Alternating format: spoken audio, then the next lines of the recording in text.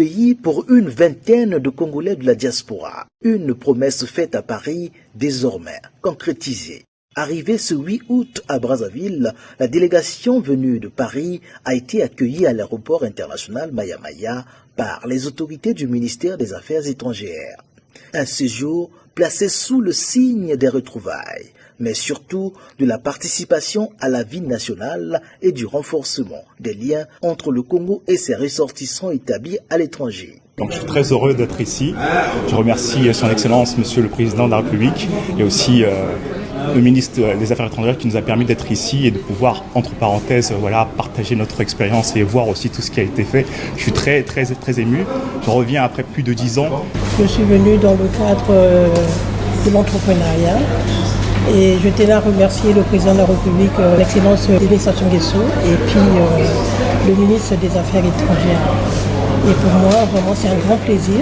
C'est une belle opportunité, c'est la première d'ailleurs, donc du coup je suis ravie et honorée. Et on va participer à tout ça, contribuer pour voir comment on célèbre l'indépendance du Congo. Donc très contente.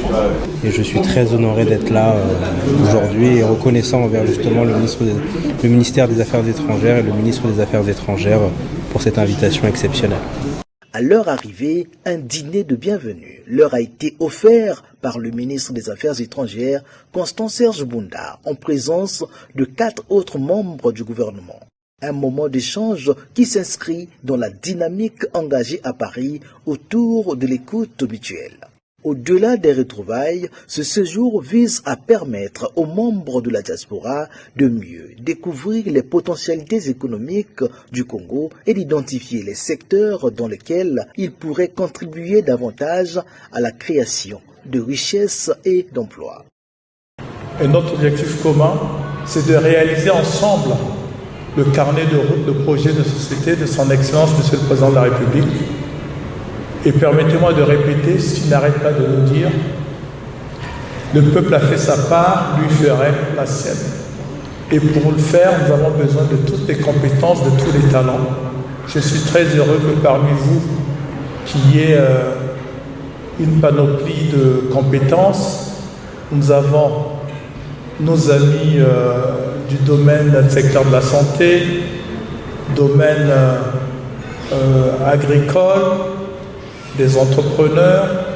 Nous avons ceux qui sont dans le domaine du média également pour accompagner ce mouvement. À travers cette initiative, en cohérence avec les orientations du président de la République Denis Sassou Nguesso, Constant Serge Bunda entend renforcer la mobilisation de la diaspora congolaise, considérée comme un partenaire important du développement national. La République du Congo, terre d'opportunités pour tous. Tel est le thème retenu pour le séjour qui se poursuivra du 8 au 16 août.